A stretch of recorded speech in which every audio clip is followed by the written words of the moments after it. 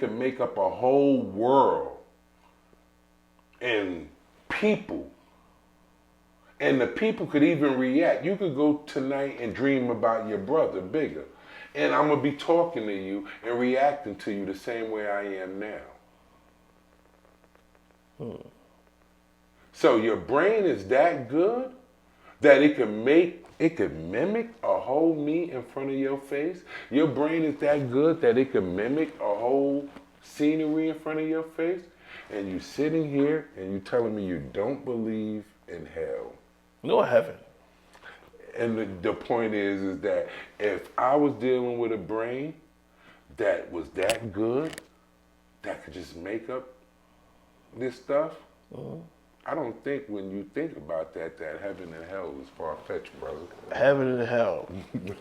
There's been this story about heaven and hell before you and I was born, right? Of course. So that means people have been dying before we was born, right? So how big is this heaven and hell?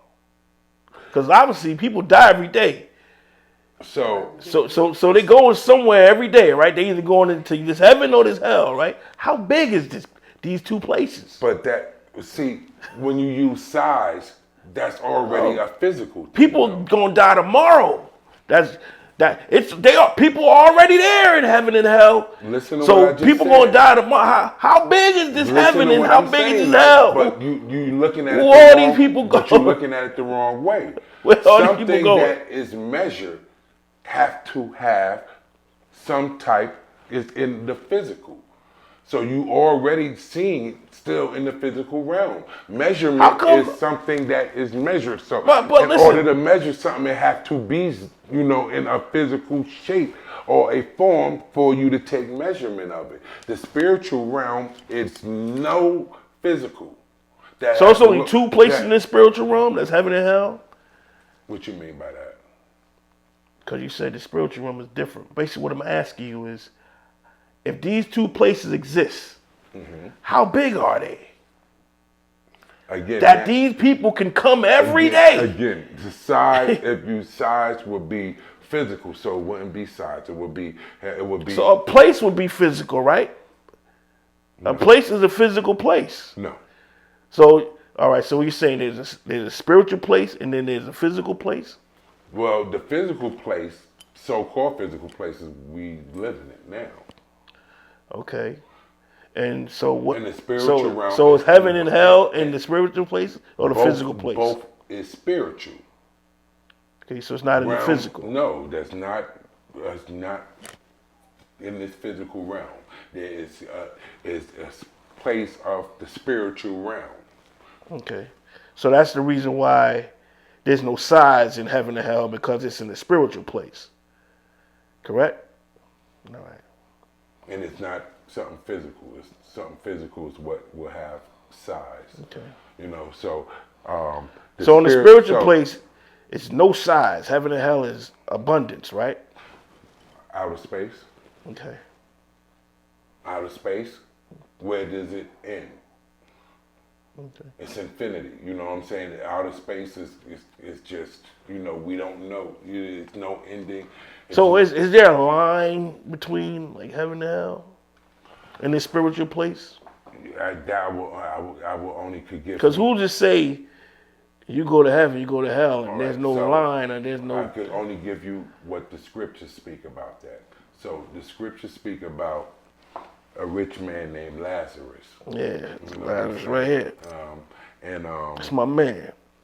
All right. So Lazarus was sent to hell. You know what I'm saying? And when Lazarus was in hell, he says in the scriptures that on one side was Abraham's bosom. And he says in Abraham's bosom, everybody was okay, and that was pretty much all the, prophets and the, different people like that on one side they were. And he described it in the scriptures almost like a football field, like a big spread out thing. And on one side, he could see Abraham and everybody, and they chilling. That wasn't the side he was on. He said on the side he was on, he was thirsty. Because he was just partying. He just wanted. I told you hell was where the party at. He just wanted a drip, just a drip. Because he was partying. Yo, just a drip. yeah, he was partying. He was thirsty. He just wanted just a drip of water, just something, just a drip on his tongue, just one drip, and he couldn't get the drip. So he like, what the hell, you know what I'm saying? He couldn't get over there to Abraham, you know what I'm saying? He could see them on that side, but he couldn't cross over and get over there to where they was good at. So he like, what the hell, this side I'm on, I'm suffering, I'm being punished, I can't get a drip of water or nothing like that. So he asked God, what's this about? So you know what I'm saying? And since he couldn't get the drip of water, he asked, could he just at least go to his family and be able to let his family know that this place is real?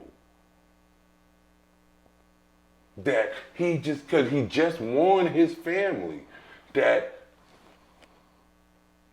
we live in life and we don't, this is real. I done been thrown in it. And God said to him, no. They have the prophets and they have the ministers. You know Lazarus was a street nigga, right? To warn them and to let them know about this place. Okay. You know Lazarus was a street dude, right? Mm-hmm. Okay. That's why, he was in the streets. That's why he got the dogs. That's why you always see the dogs around his feet, because he was in the street. But that was Jesus' right-hand man. He always took care of Lazarus. You're talking about a different one. It's more than one Lazarus in the Bible. I'm talking about the Lazarus with the sisters. Mm-hmm. Yeah, I know. Jesus resurrected. Yeah, that's the one Jesus resurrected. That was his man. Not the same I know. Lazarus, yeah. I know. Yeah, it's more than one. But I'm just letting you know. Mm-hmm. But, I think that we got a journey, you know what I'm saying, in front of us, and the more positivity that we do to help the youth.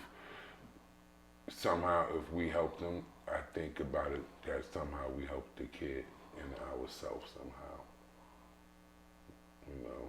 If we save these kids, we save the kid and ourselves, and that's important. Know that you don't believe in heaven and hell, but maybe tonight, you think about it. Maybe God will give you a dream. You know what I'm saying? Yeah. To rethink, your positioning on things. I tell you this, I give you this point, and I love this, and you probably heard me say this before, but it's important, and now in your life, you're 50 plus, and you can analyze up until now. I'm 51. Yeah. That plus sound crazy. Yeah, all right, 50 plus one. But yeah, I feel you because I'm 50 in a couple days. You know what I'm saying? So, who would you say that you've learned the most from? Oh man, I can't. We ain't got enough time, bro. But anyway. First of all, there's no one person I can say I learned the most from. All right? No one person I can say I learned the most from. But there's a whole lot of people. All right, so let me re-ask this because I think you misunderstand it. Who have you learned the most from that was relevant to your life?